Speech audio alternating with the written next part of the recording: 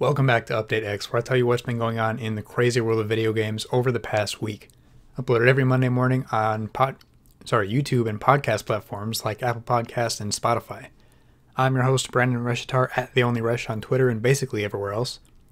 Today's update 6.3 for June 15th, 2020, which includes a ton of announcements and reveals, Destiny 2's long future without Activision, The Last of Us Part 2 getting amazing reviews, and so much more. Let's get into it. We're going to start with The Last of Us Part 2 reviews being out now. Most of the reviews are stellar. Plenty of 10 out of 10s, plenty of 9 out of 10s. A handful of them are just good with some interesting cons they had listed. And I'm grabbing this info from Paul Tassi at Forbes. The game currently has a 96 on both Metacritic and OpenCritic, which reflects 44 perfect 10 out of 10s from various outlets like IGN and Game Informer. That makes it the best reviewed PS4 exclusive of the entire generation, and tied for the 23rd best reviewed game in history, which is insane.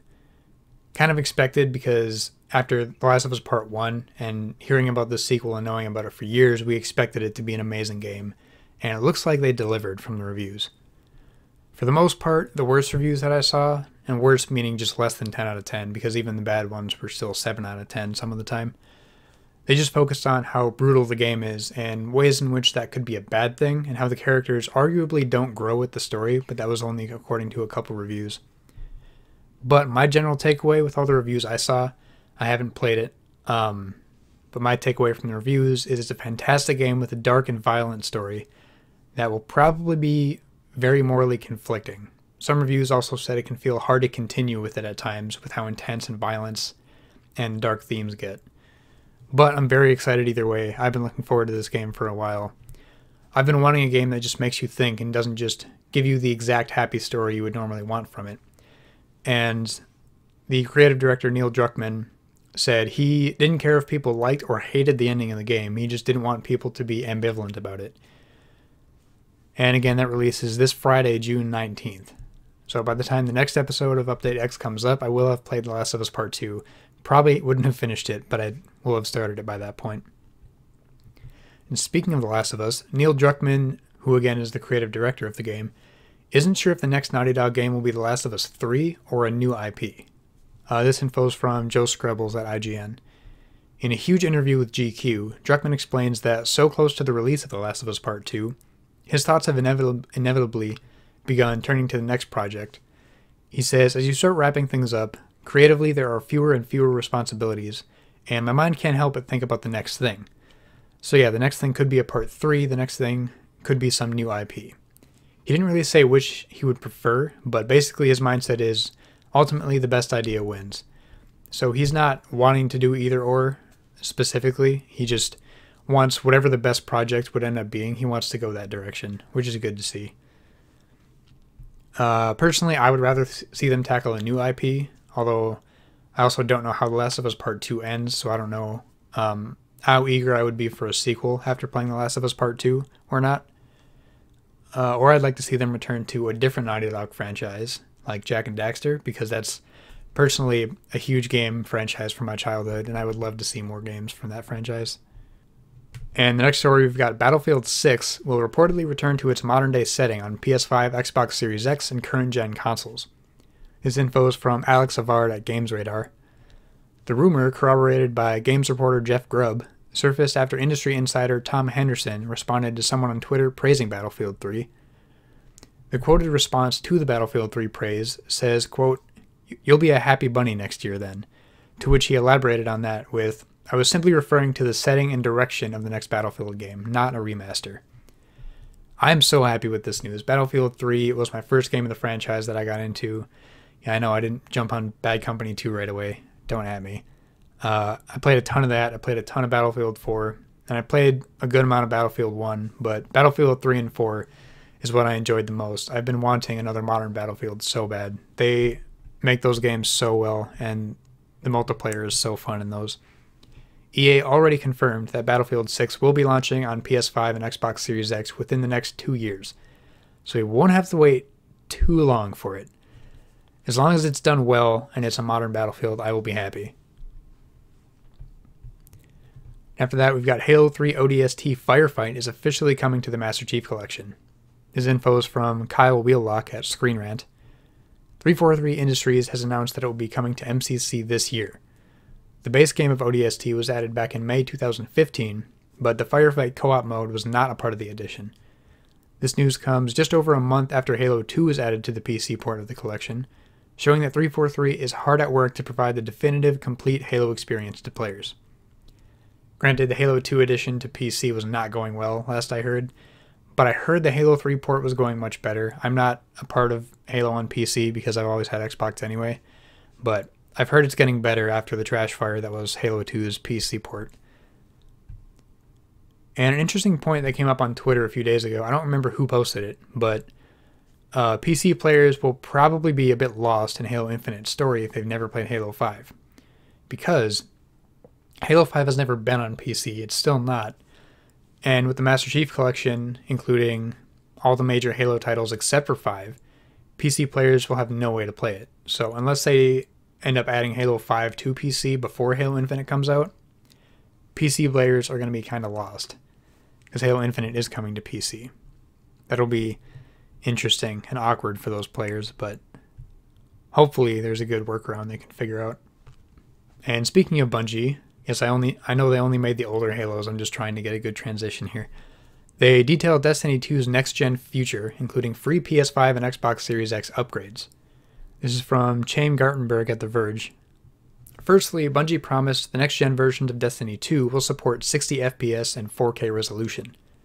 They also stated that cross-generation versions will be fully compatible with each other, meaning PlayStation 5 owners will be able to play with friends that are on PS4, and Xbox Series X players can play with Xbox One friends.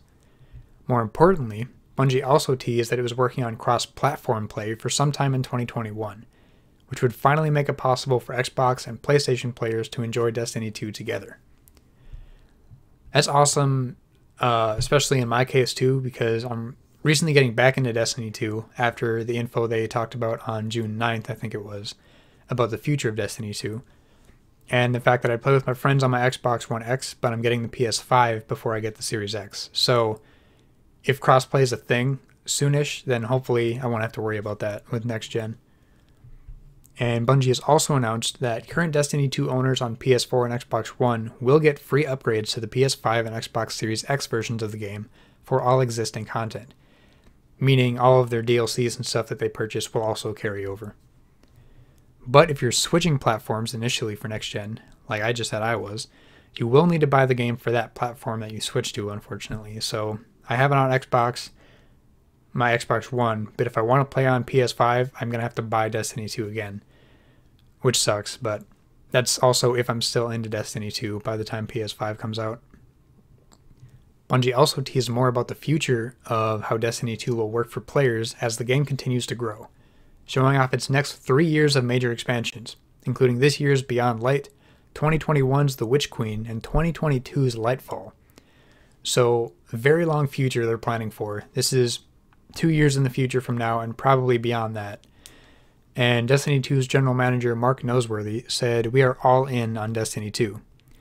And another Bungie member in the same video interview, whose name I don't remember, I couldn't find the same interview again, he said, "We don't want to start over from scratch and build a sequel."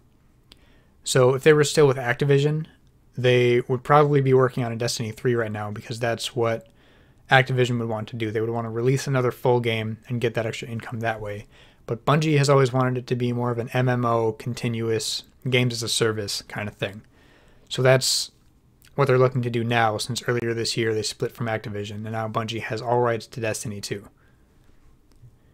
And additionally, Bungie announced a new Destiny content vault, which will see current and past Destiny and Destiny 2 content cycled in and out of the game over time. For example, this fall, we will see the Cosmodrome area from the original Destiny return to the live game, with classic content including Original Strikes and the Vault of Glass raid set to join it over the next few months and into 2021. Some less current content, like the Curse of Osiris campaign, will be removed from the game later this year to make room for the continual waterfall of new areas and modes. So, basically they're making sure they can get all content that has been a part of Destiny into the content vault, so they can keep it all in rotation for the things that people miss and they want to play from Destiny 1, they can pop that into Destiny 2, take something out, put it back into the vault that people weren't playing, and switch stuff out that way so there can be new or resurfaced content into Destiny 2, which I think is a great idea, actually. Some people weren't happy with it, but you can never please everybody with all that. So overall, big plans for the future of Destiny 2. It's definitely a longevity game here. Most of the reason for all these big changes is the fact that Activision and Bungie split, as I said. So they will be going towards more of what they always wanted to do with Destiny, as the MMO style games as a service. After that, the story is, it seems Xbox bundles will no longer include codes.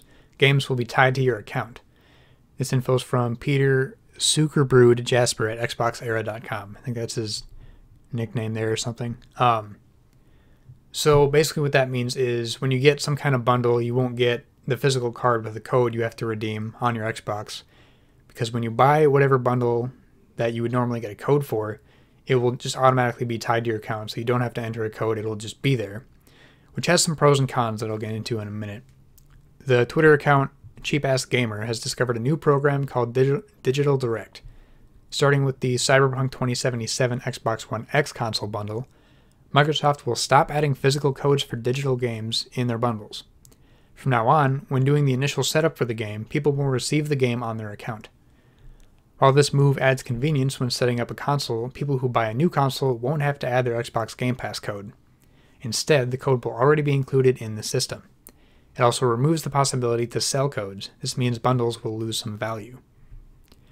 So it's definitely a nice convenience feature for not having to enter a code for everything, but it kind of sucks for people who want to give away codes they don't need. Like a couple weeks ago, I had a Game Pass Ultimate code I didn't need, so I gave that away on my TikTok account. So I'm kind of conflicted on this. I like the convenience feature, but I don't like not being able to give away stuff that you don't need. But it's not really my choice to make. It is what it is. After that, we've got Black Ops Blackout mode could be incorporated into Warzone as part of Call of Duty's 2020 plans. This is from Alex Savard at Games Radar.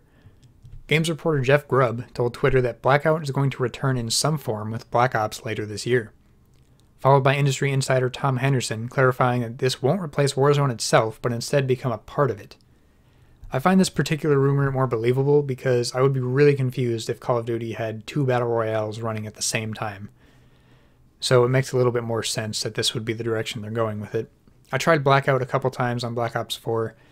I wasn't a huge fan. I bought Black Ops 4 full price and touched it for like 2 hours, so that was kind of a waste.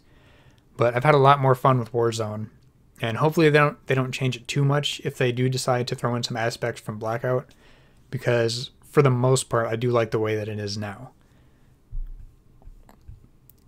After that, we've got a ton of announcements happened since last week's episode, and even more announcements are going to happen between recording this now and when it goes live less than 24 hours from now. So forgive me for the possibly one-day outdated info, but I can only do so much with us being in the E3 time frame and things being announced day after day after day. It's insane. So first of all, the PS5 reveal event happened on Thursday, which was insane. That event was so good. They did it so well.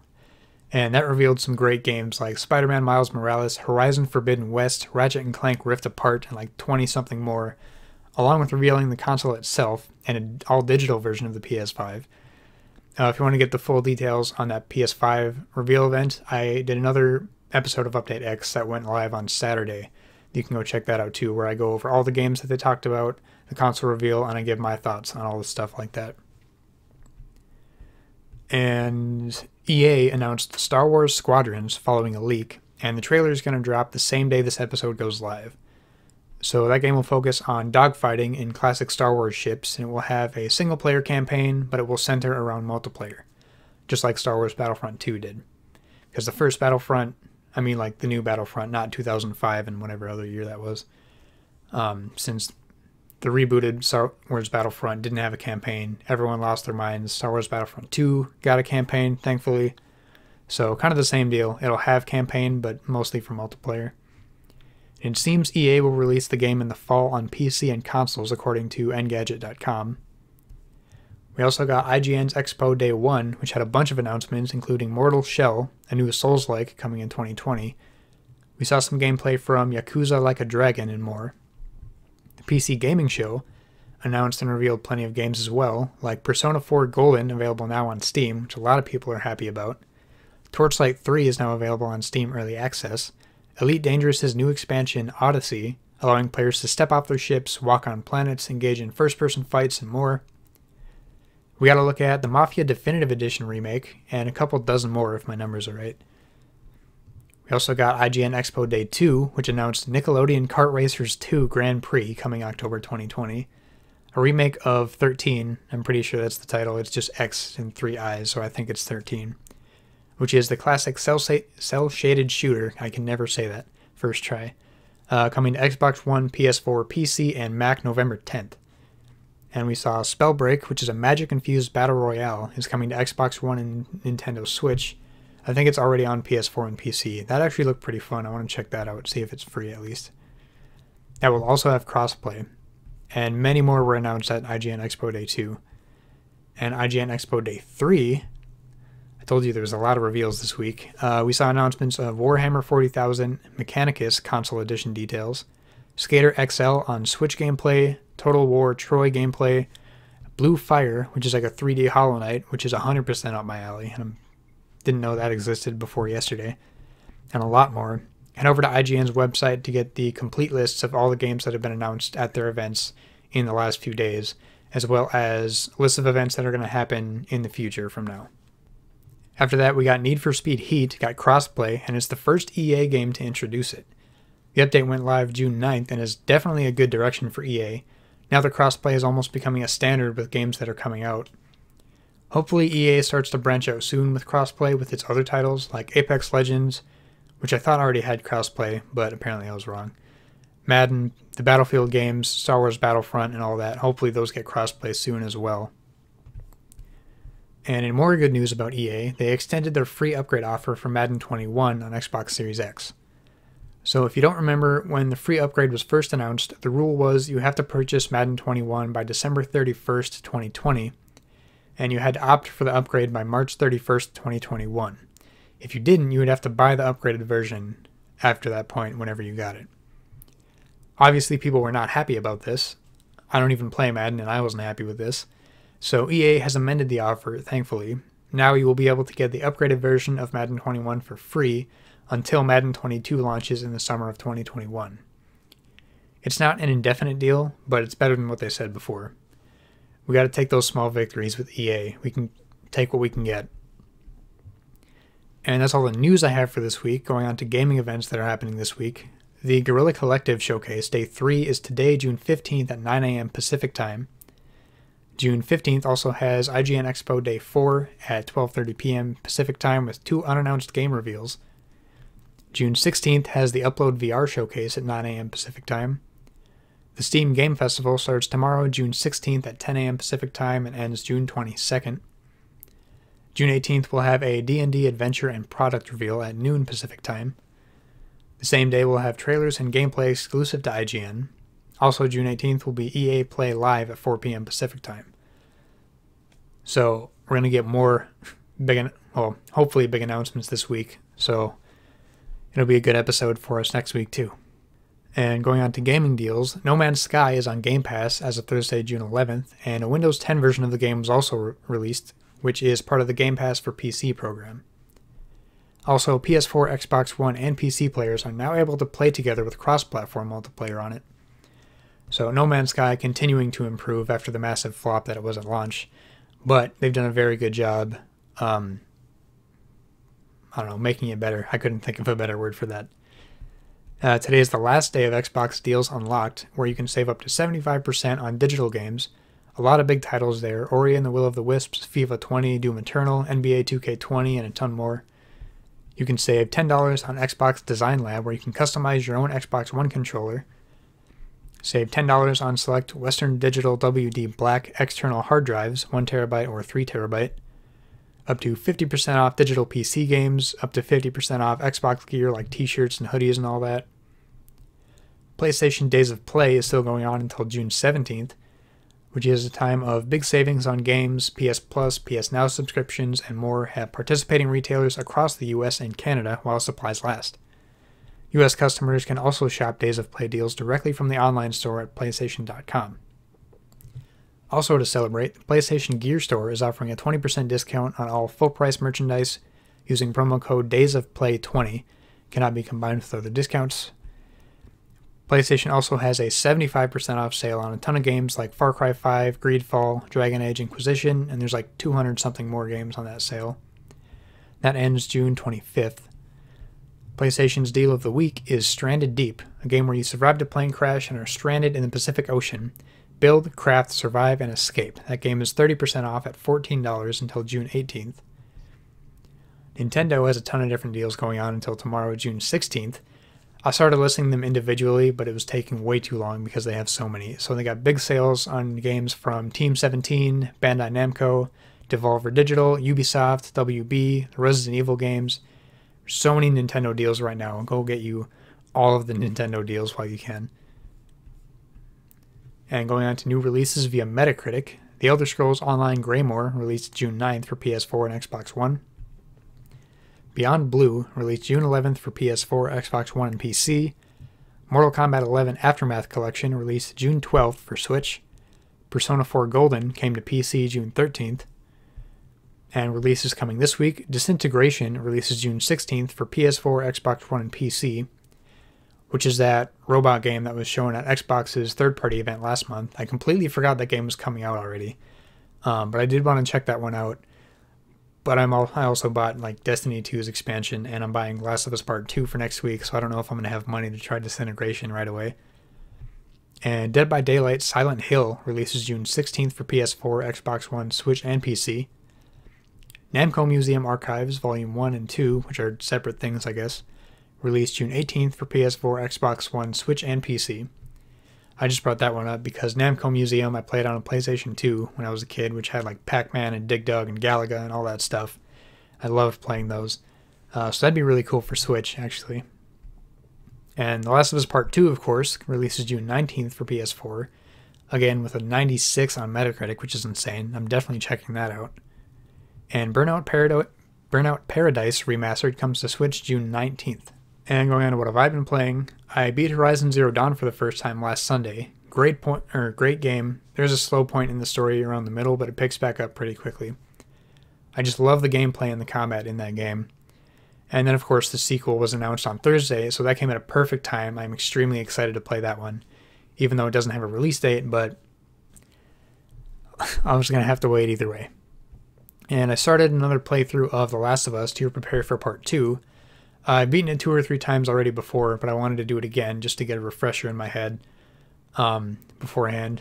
But it didn't last long because the Destiny 2 news got me back into Destiny 2. So I just ditched The Last of Us playthrough and got back into that. I've actually been enjoying going around with the squad in Destiny 2 again. I don't know if it's just because I haven't played it for a while, but I have heard they changed a lot of gameplay aspects. If you haven't played it in like a year or something crazy, there's a lot of new stuff, and it's kind of overwhelming to a point where I was going through the menus and I'm like, I don't know what this is, I don't know what this is, I don't know what that is, and it was just very confusing. I had to just focus for like 20 minutes and just look at what's what and what's new and what I needed to know, what I needed to do. It was a lot, but it's fun. So this has been your update 6.3 for June 15th, 2020. Thank you so much for watching on YouTube or for listening on podcast platforms like Apple Podcasts and Spotify.